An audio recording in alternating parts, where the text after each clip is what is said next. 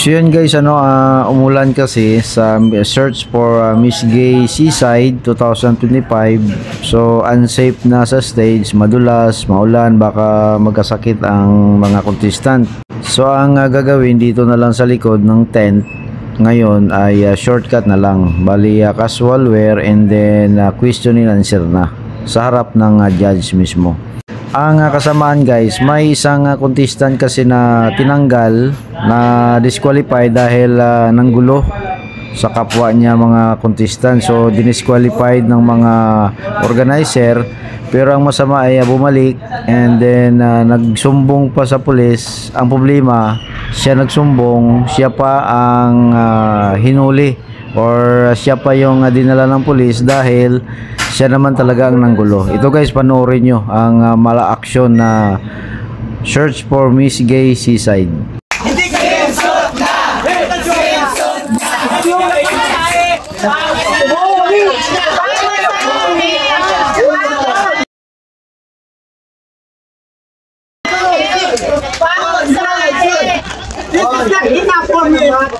Suot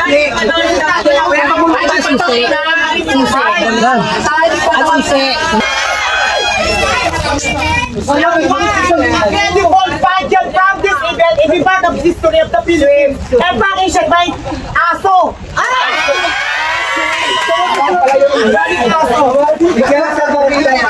Ganda na ako sa'yo, Ted. Ano ba ang security naman na yan? Sige kuya, tatawag ako sa daddy ko. Hi daddy! Hi daddy!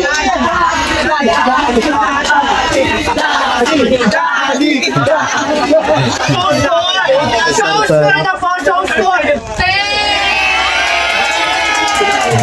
Show store na! Bigyan na salbagida! Palang pamilya na to. Taray ba? Amat mo! Taray yun! Kaya mo kayo sa lagada ko. Pakaya po sa Batang Wait! I just talk to her, not you! And I want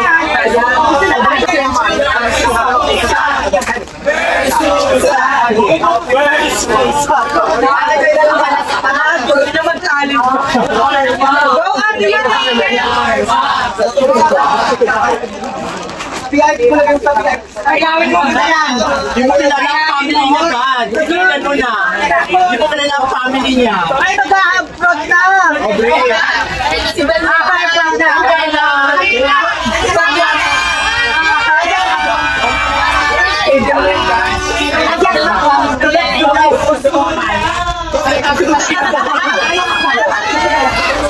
Ayaw ko lang ipambak na talaga. Hindi na pa sa dalawa. Dalawa, isang aso, at isang tupa. Tayo mga tupa. Bago, halimaw pa.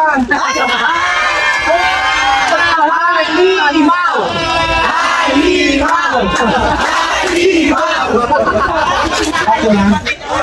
Sa ilang progress na ito dahil ang heart. Mag-credit ko ang stream mo kami. Maniwala ka sa akin. Mag-credit ko. Alam ba, pinuha ko yung pera na! Itong pera, ano ba yan? Hindi ako naman sa pala. Pinatukiso. Ay! Aso!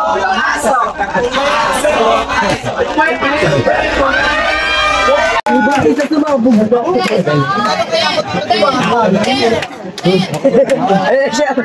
Dumating. Yes, man! Dumating. May malaka. Ano? Palabasin mo nga muna yan? Ay, yung isa! Yung isa! May pulsa kasama. Buhuli yung isa! May pulsa kasama. Ano? Wala ni number 1 at about na. Pulis yung kasama eh.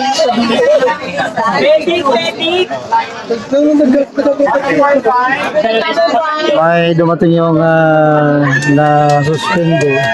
Ay dumating. Tunay na Barbie. Kumain ka, huwag kong sinasa. Number 5. Kung ang ating ina ay kilala sa katagang ilaw ng tahanan at ang ating ama ay haligi ng tahanan, bilang isang LGBTQI+, sa anong kataga mo mayayahin tulad ng iyong sarili na mag-iwan ng marka bilang isang LGBTQI?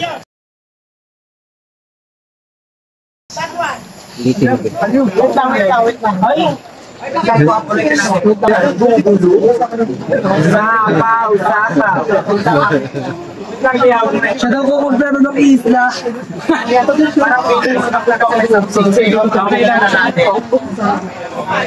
Sabi niya, alam mo na, kasi rumampay ang galing na kayo. Rumampay ang galing na kayo. Kaya nga, Poles? Iwata na Poles! Poles! Excuse me, excuse me, where are the judge? Don't worry about it. Punta natin. Medyo naga-protesta lang kita. Masaya ito. So yung first contestant kanina, nagreklamo, no? I don't know.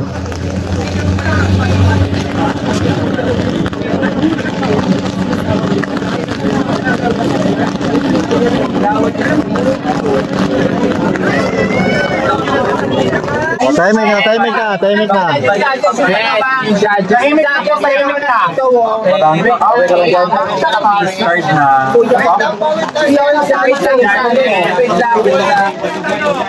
Record ka ba? Ano ka muna? Kasi next dyan. Okay na po. So, mo dyan sa dito. Dapat, sika pala niya ang palagay.